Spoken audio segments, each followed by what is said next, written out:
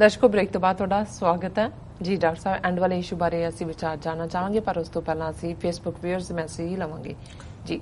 ਹਾਂਜੀ, ਸਿੰਘ ਸਾਹਿਬ ਦੀ ਆਈਡੀ ਤੋਂ ਵੀਰ ਲਿਖਦੇ ਨੇ, ਡਾਕਟਰ ਸਾਹਿਬ ਇੱਕ ਕ੍ਰਿਸਚਨ ਬੀਬੀ ਨੇ ਗੁਰੂ ਸਾਹਿਬ ਬਾਰੇ ਬਹੁਤ ਕੁਝ ਬੋਲਿਆ। ਮੈਨੂੰ ਲੱਗਦਾ ਹੈ ਸਾਡੀ ਕਮਜ਼ੋਰੀ ਹੈ। ਮੇਰੇ ਪਿੰਡ ਵਿੱਚ ਈਸਾਈ ਲੋਕਾਂ ਨੇ ਇੱਕ ਸਕੂਲ ਖੋਲ੍ਹਿਆ ਹੈ ਜਿੱਥੇ ਟਿਊਸ਼ਨ, ਸੰਗੀਤ ਤੇ ਧਰਮ ਸਿਖਾਉਂਦੇ ਨੇ, ਪਰ ਸਾਡੇ ਸਾਰੇ ਬੰਦੇ ਲੰਗਰ, ਗੁਰਦੁਆਰਾ ਬਿਲਡਿੰਗ ਤੇ ਪ੍ਰਧਾਨਗੀ ਤੋਂ ਹੀ ਇਹਨਾਂ ਨੂੰ ਟਾਈਮ ਨਹੀਂ। ਜੀ ਬਿਲਕੁਲ, ਮੈਂ ਆਲਰੇਡੀ ਜ਼ਿਕਰ ਕੀਤਾ ਹੈ ਇਸ ਇਸ਼ੂ ਦੇ ਉੱਤੇ, ਔਰ ਇਹਨਾਂ ਨੇ ਬਿਲਕੁਲ ਠੀਕ ਕਿਹਾ ਹੈ ਕਿ ਵੀ ਠੀਕ ਹੈ ਵੀ ਅਸੀਂ ਜਿਹੜਾ ਉਹ ਧਰਮ ਪਰਿਵਰਤਨ 'ਚ ਯਕੀਨ ਨਹੀਂ ਰੱਖਦੇ, ਜਾਂ ਅਸੀਂ ਕੋਈ ਪ੍ਰੋਮਿਸ ਨਹੀਂ ਕਰਦੇ ਵੀ ਅੱਗੇ ਜਿਹੜਾ ਇਸ ਮਜ਼ਹਬ 'ਚ ਆ ਕੇ ਰੱਬ ਦਾ ਰਸਤਾ ਖੁੱਲ੍ਹਦੇ, ਪਰ ਜਿਹੜਾ ਸਾਡਾ ਆਪਣਾ ਜਿਹੜਾ ਕਾਫਲਾ ਹੈ, ਆਪਣੇ ਧਰਮ ਦੇ ਵਿੱਚ ਪੈਦਾ ਹੋਏ ਬੱਚੇ ਬੱਚੀਆਂ ਨੇ, ਉਹਨਾਂ ਨੂੰ ਤਾਂ ਧਰਮ ਦੇ ਵਿੱਚ ਰੱਖਣਾ ਉਹ ਤਾਂ ਹੀ ਹੋਏਗਾ ਜੇ ਅਸੀਂ ਉਹਨਾਂ ਨੂੰ ਪ੍ਰੋਪਰ ਧਰਮ ਦੀ ਸਿੱਖਿਆ ਦੇਵਾਂਗੇ।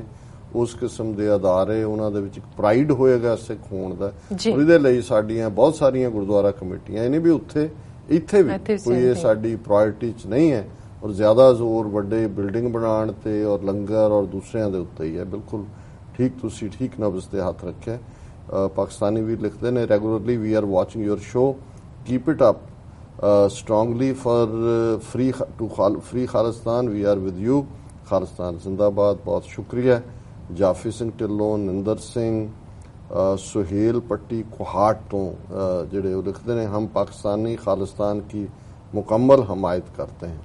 ਸੋ ਬੰਨੂ ਕੋਹਾਟ ਸਾਡੇ ਜਿਹੜੇ ਨੇ ਉਹ ਬਹੁਤ ਸਾਰੇ ਵੀਰ ਵੀ ਉੱਥੋਂ ਆਏ ਹੋਏ ਨੇ, ਵੀਰ ਭੈਣਾਂ ਪਹਿਲੇ ਪੀਰੀਅਡ। ਰਘਬੀਰ ਸਿੰਘ, ਫਿਰ ਇੱਕ ਹੋਰ ਵੀਰ ਪਾਕਿਸਤਾਨ ਤੋਂ, ਗੁੱਡ ਮਾਰਨਿੰਗ ਭਾਜੀ ਰਘਬੀਰ ਸਿੰਘ। ਬੀਬੀ ਗੁਰਿੰਦਰ ਕੌਰ ਲਿਖਦੇ ਨੇ, I have still got 11 notes of ₹500। ਇਹ ਸੰਭਾਲ ਕੇ ਰੱਖੋ ਤੁਸੀਂ। ਰਾਜਾ ਮੁਕਤਸਰ, ਪ੍ਰੀਤਪਾਲ ਸਿੰਘ, ਜ਼ਾਹਿਦ ਤਰਾਰ, ਅਮਨਦੀਪ ਸਿੰਘ, ਗੁਰਵਿੰਦਰ ਸਿੰਘ ਖਾਲਸਾ, ਜਸ ਸਿੰਘ, ਨਰਿੰਦਰ ਸਿੰਘ ਵਿਰਕ, ਅਮਰੀਕ ਸਿੰਘ ਸਿੰਦਰ ਕਹਿੰਦੇ ਨੇ ਟਰੂ ਮੀਡੀਆ ਖਾਲਿਸਤਾਨ ਜ਼ਿੰਦਾਬਾਦ। ਵੀਰ ਸੁਖਦੇਵ ਸਿੰਘ, ਇਹਨਾਂ ਸਾਰਿਆਂ ਦਾ ਵੀ ਅਸੀਂ ਸ਼ੁਕਰੀਆ ਅਦਾ ਕਰਦੇ ਹਾਂ। ਔਰ ਕੁਛ ਮੈਸੇजेस ਜਿਹੜੇ ਸੈयद ਨਵੀਦ, ਵਾਹਿਗੁਰੂ ਜੀ ਕਾ ਖਾਲਸਾ ਵਾਹਿਗੁਰੂ ਜੀ ਕੀ ਫਤਿਹ, ਹਰਪਾਲ ਸਿੰਘ ਵੀ ਫਤਿਹ ਲਿਖਦੇ ਨੇ, सैयद नवीद फिर लिखते हैं, डॉक्टर साहब प्लीज़ आप कुछ क्लैश ऑफ सिविलाइजेशन थ्योरी के बारे में और इस हिसाब से कभी हिंदू और मुस्लिम एक साथ रह सकते हैं, ये नहीं, इस पर अपने इल्म के मुताबिक रोशनी डालें। असी जरूर इस ते गल करांगे, तुसी भी याद रखना जी। और बाकी रियली आई लव डॉक्टर साहब and also we love Khalistan. बहुत शुक्रिया भाईजान। Haroon Jakhar, sir you are great, great is God's name. सिर्फ रब ही ग्रेट है, असी तो सारे गुनाहगार इंसान हैं। महबूब हुसैन जमील लिखते हैं, डॉक्टर साहब साड़ी दुआ है कि खालिस्तान आज़ाद हो जाए ताकि साडे सिख भाई आज़ादी नाल अपने धर्म ते अमल कर सकन। बहुत शुक्रिया। रिंकू चाल, गुड जॉब सर जी। सो इन्हां सारे ਭਰਾਵਾਂ ਭੈਣਾਂ ਦਾ ਸ਼ੁਕਰੀਆ ਜੀ। ਸਾਡਾ ਵੈਸੇ ਫਰਾਈਡੇ ਦਾ ਤੁਹਾਨੂੰ ਦੇਣਾ ਚਾਹੀਦਾ ਵਕਤ, ਲੇਕਿਨ ਇੱਕ ਇਸ਼ੂ ਜਿਹੜਾ ਕਸ਼ਮੀਰ ਦੇ ਹਵਾਲੇ ਨਾਲ ਮੈਂ ਜ਼ਰੂਰ ਚਾਹੁੰਦਾ ਹੁੰਦਾ ਕਿ ਉਹ ਸਾਡੇ ਬਹਾਦਰ ਲੋਕ ਜਿਨ੍ਹਾਂ ਜਿਵੇਂ ਉਹ ਖਲੋਤੇ ਨੇ ਜ਼ੁਲਮ ਦੇ ਸਾਹਮਣੇ ਜੀ, ਔਰ ਉਹਨਾਂ ਦੇ ਬੇਸ਼ੱਕ ਹੁਰੀਅਤ ਕਾਨਫਰੰਸ ਗਰਮ ਧੜਾ ਨਰਮ ਧੜਾ ਹੈ, ਇਹਦੇ ਬਾਵਜੂਦ ਉਹ ਕਸ਼ਮੀਰੀ ਆਜ਼ਾਦੀ ਦੇ ਲਈ ਖਲੋਂਦੇ ਨੇ। ਔਰ ਮੀਰਵਾਇਜ਼ ਉਮਰ ਫਾਰੂਕ ਜਿਹੜੇ ਕਿ ਬੜੇ ਬ੍ਰਿਲੀਅੰਟ, ਔਰ ਜਦੋਂ ਇੱਕ ਵਾਰ ਉਹ ਕੁਝ ਸਾਲ ਪਹਿਲਾਂ ਵਾਸ਼ਿੰਗਟਨ DC ਆਏ ਰਾਊਂਡ ਟੇਬਲ ਕਾਨਫਰੰਸ ਦੇ ਦੌਰਾਨ 1-to-1 ਮੈਨੂੰ ਉਹਨਾਂ ਦਾ ਨਾਲ ਮਿਲਣ ਦਾ ਮੌਕਾ ਵੀ ਮਿਲਿਆ, ਪਰਸਨਲ ਗੁਫ਼ਤਗੂ ਵੀ ਹੋਈ। ਬਹੁਤ ਸੋਫਿਸਟੀਕੇਟ, ਬੜੇ ਫਾਈਨ ਇੰਟੈਲੈਕਟ, ਔਰ ਉਹਨਾਂ ਨੂੰ ਇਹਨਾਂ ਨੇ ਜਿਹੜਾ ਹਾਊਸ ਅਰੈਸਟ ਰੱਖ ਲਿਆ। ਬਾਕੀ 3 ਕਸ਼ਮੀਰੀ ਲੀਡਰ ਉਹਨਾਂ ਤੇ ਲਾ ਰਹੇ ਨੇ ਜੀ ਤੁਸੀਂ ਮਨੀ ਲਾਂਡਰਿੰਗ ਕੀਤੀ, ਪਾਕਿਸਤਾਨ ਤੋਂ ਪੈਸੇ ਆਏ।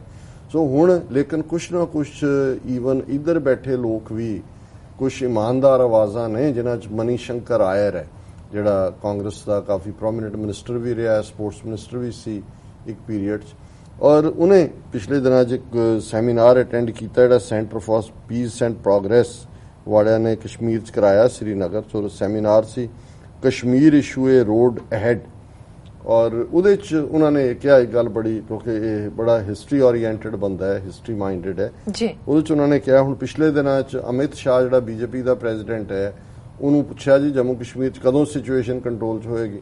ਉਹਨੇ ਕਿਹਾ ਜੀ ਕਸ਼ਮੀਰ ਥੋੜੀ ਹੈ, ਤਾਂ just it's a matter of 3 district, ਸਿਰਫ 3 ਜ਼ਿਲ੍ਹੇ ਨੇ, ਕਸ਼ਮੀਰ ਦੇ ਜਿਨ੍ਹਾਂ 'ਚ ਪ੍ਰੋਬਲਮ ਹੈ, ਬਾਕੀ ਸਭ ਠੀਕ ਠਾਕ ਹੈ, ਨਥਿੰਗ ਟੂ ਵਰੀ। ਹੁਣ ਉਸ ਗੱਲ ਨੂੰ ਮਨੀ ਸ਼ੰਕਰ ਆਇਰ ਨੇ ਆਪਣੇ ਅੰਦਾਜ਼ ਦੇ ਵਿੱਚ ਉਹਨਾਂ ਨੇ ਕਿਹਾ, ਹੀ sad before the freedom of India the then British Viceroy Lord Linlithgow also claimed that disturbance was only in 2 to 3 districts in India. Now Amit Shah is saying the same, that there is disturbance only in 3 districts in Kashmir, which is totally wrong. He said India won freedom.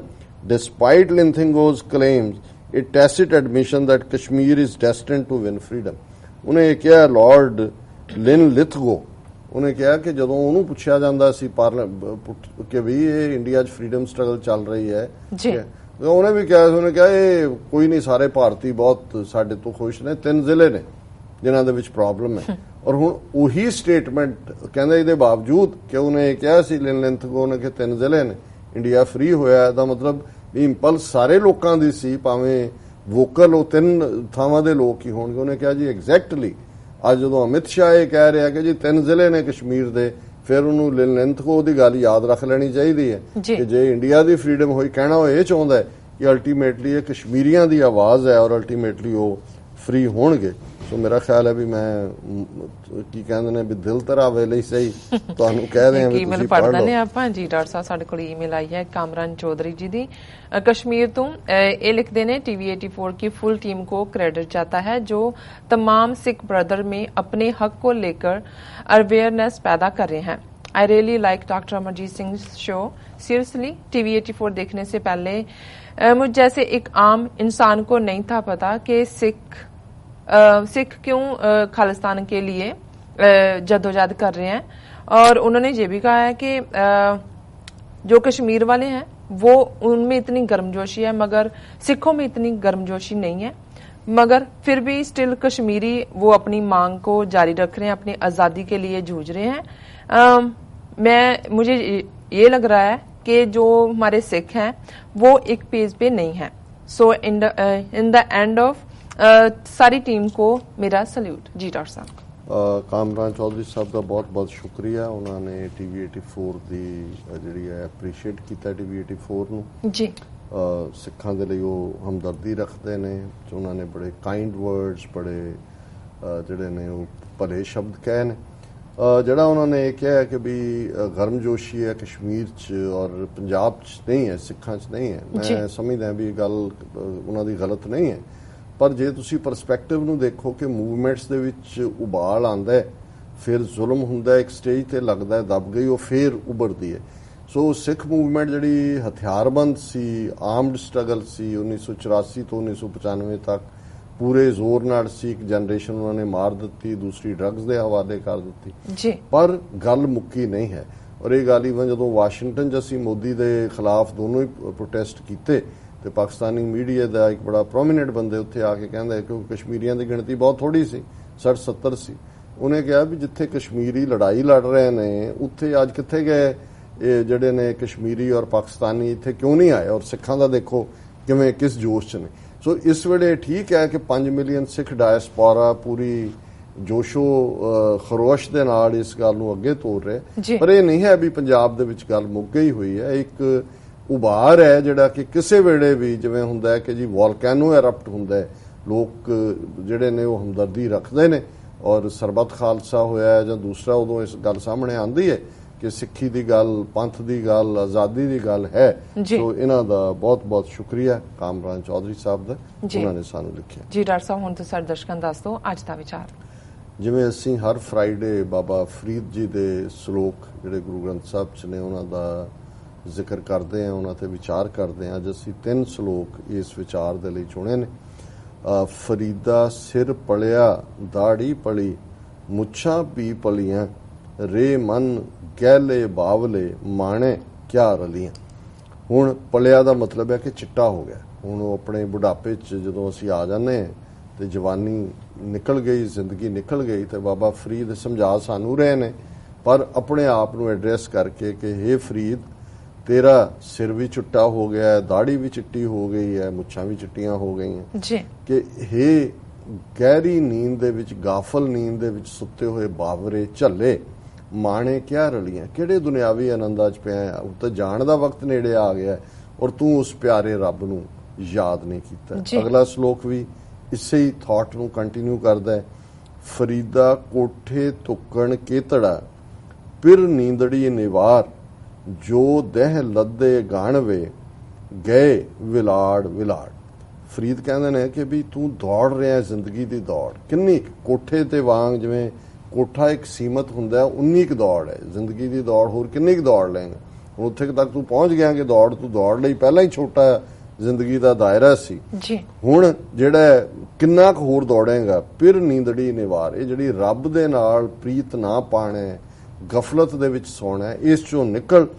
ਜੋ ਦੇ ਲੱਦੇ ਗਾਣਵੇ, ਗਏ ਵਿਲਾੜ, ਕਿ ਵੀ ਦਿਨ ਤਾਂ ਜਿਹੜੇ ਨੇ ਹੁਣ ਗਿਣਵੇਂ ਰਹਿ ਗਏ ਨੇ। ਉਮਰ ਦੇ ਵੱਡੇ ਵਰੇ ਜਿਹੜੇ ਨੇ ਗਏ ਵਿਲਾੜ ਵਿਲਾੜ, ਭੱਜ ਭੱਜ ਕੇ ਚਲੇ ਗਏ। 1 2 3 4 ਮੁਕਦੇ ਮੁਕਦੇ ਉਹਨਾਂ ਨੇ ਕਿਹਾ ਕਿ ਹੁਣ ਸਿਰ ਵੀ ਪਲਿਆ, ਮੁੱਛਾਂ ਵੀ ਪਲੀਆਂ, ਦਾ ਸਭ ਚਿੱਟਾ ਹੋ ਗਿਆ, ਅੱਗੇ ਆਉਣ ਵਾਲਾ ਪੀਰੀਅਡ ਹੈ ਔਰ ਤੂੰ ਕਿੱਥੇ? ਅਜੇ ਵੀ ਤੂੰ ਆਪਣੇ ਪਿਰ ਨੂੰ, ਆਪਣੇ ਪਿਆਰੇ ਨੂੰ ਵਿਸਾਰਿਆ ਹੋਇਆ।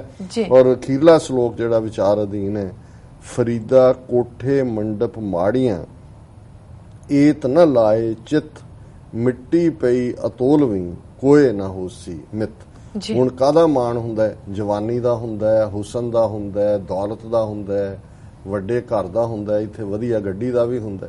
ਸੋ ਉਹਨਾਂ ਜ਼ਮਾਨਿਆਂ 'ਚ ਅਜੇ ਕੋਈ ਗੱਡੀਆਂ ਟ੍ਰੇਨਾਂ ਤਾਂ ਨਹੀਂ ਸੀ ਆਪਣੇ ਆਈਆਂ ਹੋਈਆਂ। ਸੋ ਕੀ ਸੀ? ਕੋਠੇ ਮੰਡਪ ਮਾੜੀਆਂ, ਮਹਿਲਾਂ ਵਰਗੇ ਕੋਠੇ ਔਰ ਤਹਿ ਖਾਨੇ, ਸਰਦ ਖਾਨੇ। ਸੋ ਬਾਬਾ ਫਰੀਦ ਯਾਦ ਕਰਵਾਉਂਦੇ ਨੇ ਕਿ ਬਈ ਕੋਠੇ ਮੰਡਪ ਮਾੜੀਆਂ, ਇਹ ਤਾਂ ਨਾ ਲਾਏ ਚਿੱਤ। ਮੰਡਪ ਮਹਿਲ ਨੂੰ ਕਹਿੰਦੇ ਨੇ ਕਿ ਭਾਈ ਤੂੰ ਇਹਨਾਂ ਦੇ ਵਿੱਚ ਹੀ ਸਾਰੀ ਜ਼ਿੰਦਗੀ ਤਾਂ ਇਹਨਾਂ 'ਚ ਲੰਘਾ ਦਿੱਤੀ, ਹੁਣ ਵੀ ਅਜੇ ਵੀ ਤੂੰ ਇਹਨਾਂ ਦੇ ਵਿੱਚ ਹੀ ਫਸਿਆ ਹੋਇਆ। ਇਹ ਤਰ੍ਹਾਂ ਇਹਨਾਂ 'ਚ ਚਿੱਤ ਨਾ ਲਾ, ਮਿੱਟੀ ਪਈ ਅਤੋਲਵੀਂ, ਕੋਏ ਨਾ ਹੋਸੀ ਮਿੱਤ। ਕਿ ਹੁਣ ਤੇਰਾ ਆਖਰੀਲਾ ਸਫ਼ਰ ਆ ਗਿਆ ਤੇ ਜਦੋਂ ਤੂੰ ਕਬਰ ਦੇ ਵਿੱਚ ਪੈ ਜਾਣਾ ਤੇ ਇੰਨੀ ਮਿੱਟੀ ਤੇਰੇ ਉੱਤੇ ਪੈਣੀ ਹੈ ਵੀ ਉਹ ਤਾਂ ਤੋਲੀ ਨਹੀਂ ਜਾਣੀ, ਵੀ ਅਣਮਿਣਵੀਂ। ਜਦੋਂ ਤੁਸੀਂ ਪਹਿਲਾਂ ਉਹ ਗੱਡਾ ਖੋਦਦੇ ਨੇ ਜਿਹਦੇ 'ਚ ਦਫਨਾਣਾ ਹੁੰਦਾ, ਤੇ ਫਿਰ ਜਦੋਂ ਉਸ ਦਾ ਤਾਬੂਤ ਰੱਖ ਦਿੰਦੇ ਨੇ, ਫਿਰ ਉਹ ਸਾਰੀ ਮਿੱਟੀ ਉੱਤੇ ਪਾ ਦਿੰਦੇ ਨੇ। ਫਿਰ ਉਹ ਹੋਰ ਹੁੰਦਾ ਹੈ ਕਿ ਵੀ ਕਿਉਂਕਿ ਜੇ ਬਹੁਤੀ ਡੂੰਘੀ ਨਾ ਹੋਏ, ਬਹੁਤ ਵਾਰ ਜਾਨਵਰ, ਕੁੱਤੇ ਵਗੈਰਾ ਜਿਹੜੇ ਨੇ ਉਹ ਕਈ ਵਾਰੀ ਤਾਜ਼ੀ ਮਿੱਟੀ ਨੂੰ ਖਾੜ ਦਿੰਦੇ ਨੇ। ਸੋ ਇਸ ਕਾਰਨ ਉਹ ਯਕੀਨੀ ਬਣਾਉਂਦੇ ਨੇ ਕਿ ਵੱਧ ਤੋਂ ਵੱਧ ਮਿੱਟੀ ਪਾ ਕੇ ਉਸ ਨੂੰ ਜਿਹੜਾ ਉਹ ਡੂੰਘਾ ਹੋਏ ਤਾਂ ਕਿ ਉਸ ਦਾ ਸਤਕਾਰ ਕਾਇਮ ਰਹੇ। ਸੋ ਉਹੀ ਬਾਬਾ ਫਰੀਦ ਕਹਿੰਦੇ ਨੇ, ਮਿੱਟੀ ਪਈ ਅਤੋਲਵੀਂ, ਕੋਏ ਨਾ ਹੋਸੀ ਮਿੱਤ। ਕਿ ਉਹ ਮਿੱਟੀ ਜਿਹੜੀ ਹੈ ਅਣਮਿਣਵੀਂ, ਉਹ ਤੇਰੇ ਤੇ ਪੈਣੀ ਹੈ ਤੇ ਕਿਸੇ ਨੇ ਤੇਰਾ ਮਿੱਤਰ ਨਹੀਂ ਹੋਣਾ। ਤੇ ਤੂੰ ਮੰਡਪ ਮਾੜੀਆਂ ਤੇ ਇਹ ਸਾਰੇ ਦੇ ਵਿੱਚ ਕਿੱਥੇ ਫਸਿਆ ਹੋਇਆ? ਜੀ ਇਹ ਅੱਜ ਦਾ ਵਿਚਾਰ ਹੈ। ਜੀ ਡਾਕਟਰ ਸਾਹਿਬ, ਤੁਹਾਡਾ ਬਹੁਤ ਬਹੁਤ ਸ਼ੁਕਰੀਆ। ਤੁਸੀਂ ਅੱਜ ਦਾ ਵਿਚਾਰ ਤੇ ਅੱਜ ਦਾ ਵਿਚਾਰ ਤੇ ਅੱਜ ਦੇ ਅਹਿਮ ਵਿੱਚ ਸਾਡੇ ਦਰਸ਼ਕਾਂ ਨਾਲ ਸਾਂਝੇ ਕੀਤੇ ਨੇ। ਇਸ ਨਾਲ ਆਪਣੇ ਵਿਊਅਰਸ ਕੋਲ ਨੇ ਇਜਾਜ਼ਤ। ਵਿਊਅਰਸ, ਸਾਡੇ ਪ੍ਰੋਗਰਾਮ ਦਾ ਸਮਾਂ ਇੱਥੇ ਸਮਾਪਤ ਹੁੰਦਾ। ਤੁਸੀਂ ਆਪਣੀ ਰਾਏ ਤੇ ਸੁਝਾਅ ਸਾਨੂੰ ਭੇਜਣਾ ਭੁੱਲਣਾ ਸਾਡੇ ਇਸ ਪਤੇ ਤੇ SOS@tv84.tv ਤੇ।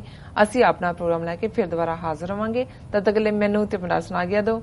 ਦੇਖਦੇ ਰਹੋ TV84। ਬੁਲਾ ਦਿਓ ਫਤਿਹ। ਵਾਹਿਗੁਰੂ ਜੀ ਕਾ ਖਾਲਸਾ, ਵਾਹਿਗੁਰੂ ਜੀ ਕੀ ਫਤਿਹ।